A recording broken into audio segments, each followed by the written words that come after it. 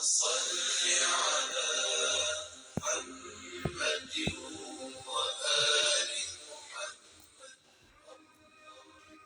The second divinely appointed Imam from Ahlul Bayt alayhum salam is Imam Hassan. His father is Imam Ali and his mother is Sayyidah Fatima al-Zahra, the daughter of the Prophet Muhammad, peace and blessings be upon them all. Imam Hassan's known title is Al-Mujtaba, which means the chosen one. When he was born, the Prophet, peace be upon him, named him Al-Hassan on Allah subhanahu wa ta'ala's command, before reciting the adhan in his right ear and the iqamah in his left ear.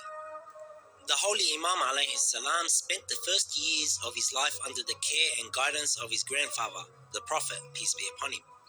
This early training made the Holy Imam outstanding in his knowledge, piety, tolerance, intelligence, and courage. From among the Imam's wonderful qualities, he was the most skillful of the eloquent in speeches during his time. His grandfather, peace be upon him, was the most eloquent in those who spoke Arabic, and his father, Imam Ali alayhi salam, was the master of the eloquent and the eloquence. Imam Hassan's personality filled the eyes and dominated the hearts, due to the fact that all the elements of the Prophet gathered in him. A narration says, the signs of the prophets and the glory of kings appeared on the face of Al-Hassan. The martyrdom of Imam Ali alayhi salam on the 21st of Ramadan marked the beginning of Imam Hassan's Khilafah. The Muslims pledged their allegiance to him. On the first day as the leader of the Muslims, Imam Hassan went up the pulpit and talked about his father Imam Ali and how special he was to the Prophet, peace be upon them all. Then he reminded the Muslims of his own position in Islam and his relationship to the Prophet and how Allah had chosen the Ahlul Bayt alayhim salam as the guides of Islam and the ones who truly knew the meaning of the Quran. In Damascus, however, the ruler was Muawiyah, the son of Abu Sufyan, the man who was always fighting Imam Ali and causing problems between Muslims. Muawiyah continued to cause problems for Imam Hassan alayhi salam. Imam Hassan alayhi salam prepared the battle against Muawiyah and his men. Muawiyah was bribing a lot of Imam Hassan's army with money, and they were all leaving Imam Hassan for that money. Only the Imam's real Shia stayed with the Imam.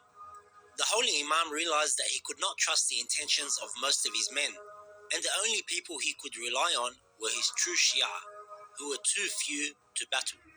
Meanwhile, Muawiyah was bribing, causing lies and rumors and killing most of the Shia.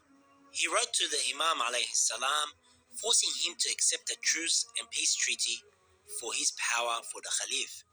Imam Hassan knew Muawiyah was an evil man who would not follow the rules in the peace treaty, but he wanted people to see it for themselves.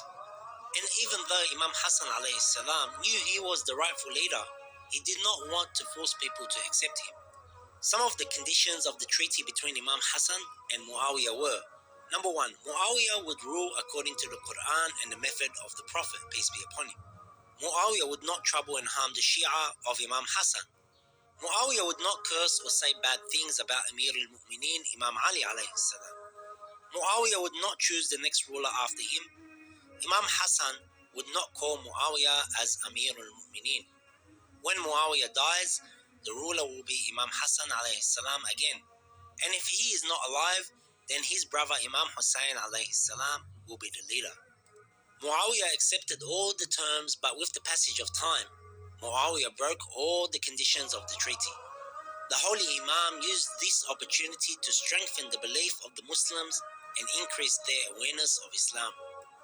Muawiyah was always looking for a way to get rid of Imam Hassan, and finally he managed to convince the wife of Imam Hassan to poison the Imam alayhi salam. In return, Muawiyah promised to give her some money and to marry her to his son Yazid. After she had poisoned Imam Hassan, Muawiyah gave her some money but refused to marry her to his son Yazid and said, "I can't trust you. You may poison my son Yazid as well."